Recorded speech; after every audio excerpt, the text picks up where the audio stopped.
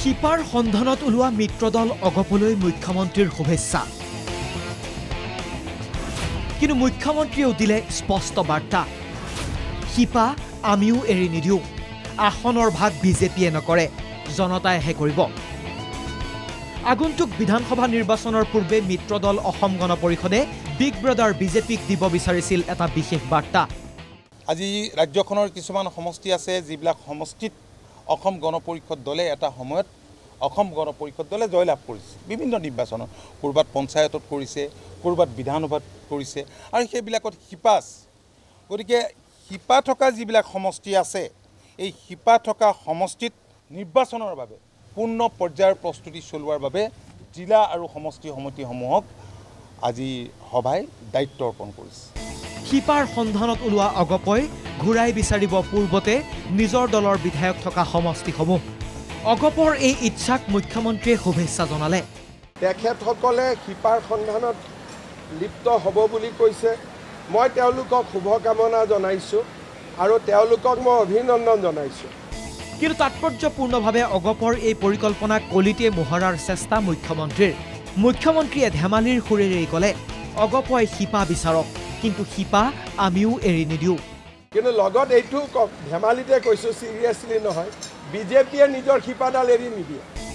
আঞ্চলিক দল অসম গণ পৰিষদে দুদিনীয়াকৈ দিগদৰ্শন বৈঠক অনুষ্ঠিত কৰিলে জিলা পৰ্যায়ৰ নেতাৰ মতামত ল'লে ভিতৰুৱা সূত্ৰ অনুসৰি ২৬ত সীমিত সংখ্যক আসনত সন্তুষ্ট নহয় অগপ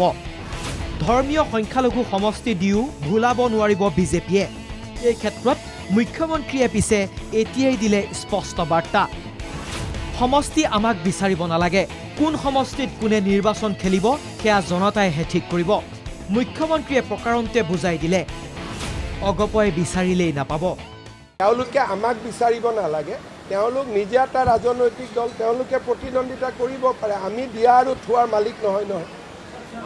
তেওঁলোকে যোৱাবাৰো ২২-২৫খন আসনত প্ৰতিদ্বন্দ্বিতা কৰিছে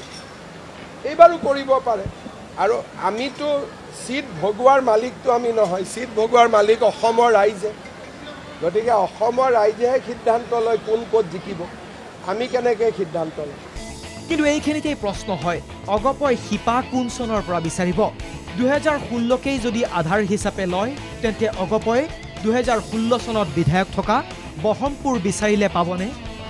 ২০১৬ চনত অগপৰ হাতত থকা কমলপুৰ ২৬ত পাবনে ২০২১ত হাতৰ পৰা যোৱা নাহৰকটীয়া ঘূৰাই পাব জানো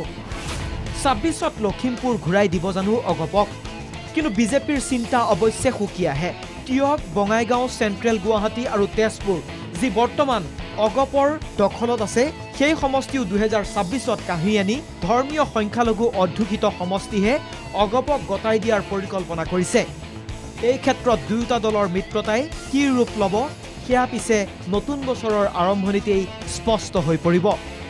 ব্যুৰো ৰিপৰ্ট NKTV